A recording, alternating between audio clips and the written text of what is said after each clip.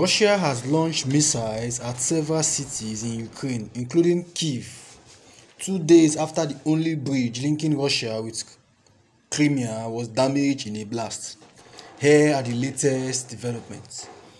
Missile strikes have been reported in cities including Kyiv, Lviv, Dnipro, and Zaporizhia in what appear to be the most widespread set of Russian attacks since the early weeks of the war. Russia has partially reopened the bridge linking it to Crimea, which is an important supply route for Russian forces fighting in Ukraine.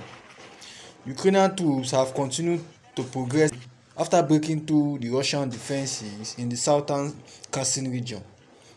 In Donetsk, Ukrainian forces are pushing east, having taken the town of Lima.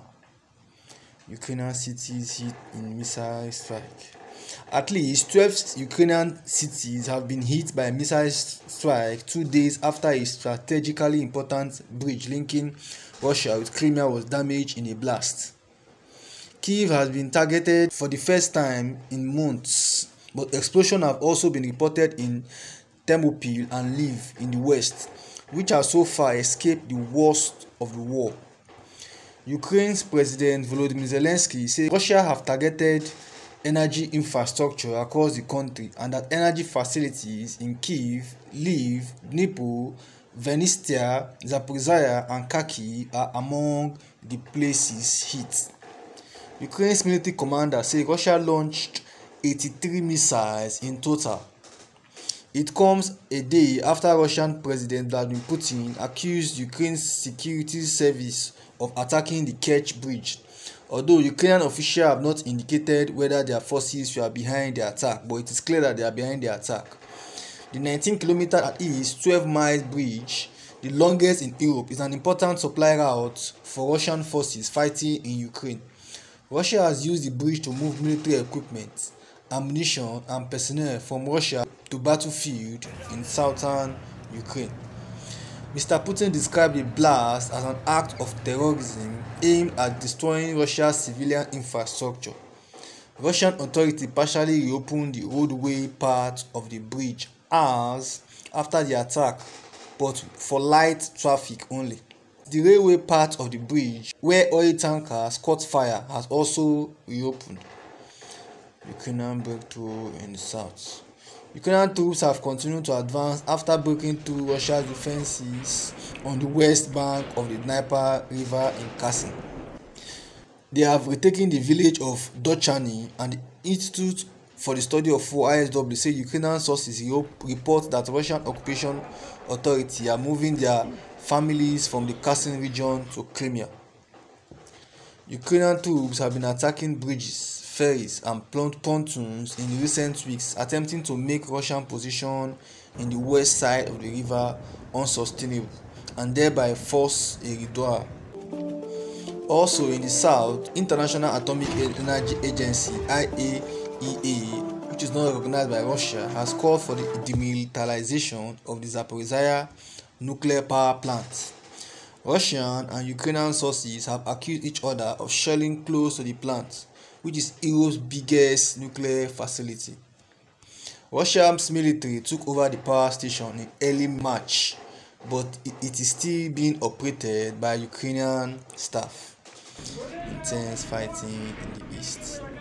Ukrainian troops took control of the key logistical hub of Lima in Donetsk more than a week ago and have continued to push further east towards the region of Luhansk. The ISW say they have made substantial gain in the area. Russia reports suggest their next target may be the city of Crimea. Analysts say the loss of Lima is a major setback for Russia. Russian forces have been trying to push forward in Bakhmut, but reports suggest they have been repelled by Ukrainian troops. The latest fighting followed a major Russian defeat in the east. Ukraine said it recaptured 6,000 square kilometers, that is 2,317 square miles of territory from Russia in early September, when it forced back Russian units in the Kharkiv region. Russian troops withdrew from key towns of Izum and Kupiansk, saying that the retreat would allow its troops to regroup. Both towns are major logistical hubs for Russian forces in the Donbass. Annexation of four regions. Four regions of Ukraine that are partially or almost completely occupied by Russia have been annexed by the Russian Federation. It follows self-styled referendum in Donetsk, Luhansk, Kherson, Zaporizhia held between 23rd and 27th September. President Vladimir Putin has said that Russia will use all of the forces and resources it has to liberate the four regions.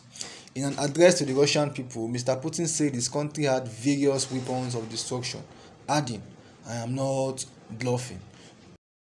The annexation followed a partial mobilization of about 300,000 Russian reservists. Russia invaded Ukraine on 24 February, but Ukrainian forces retook large areas around Kyiv in early April, after Russia abandoned its push towards the capital, Kyiv. Areas in the west of the country, including Lviv, have seen missile attacks but no attempt by Russian forces to take and occupy ground. The Russians have suffered some losses since the invasion began, and significant quantities of Russian weaponry have also been destroyed or captured, while Ukraine have lost more weapons and ammunition and are getting more assistance from NATO member countries.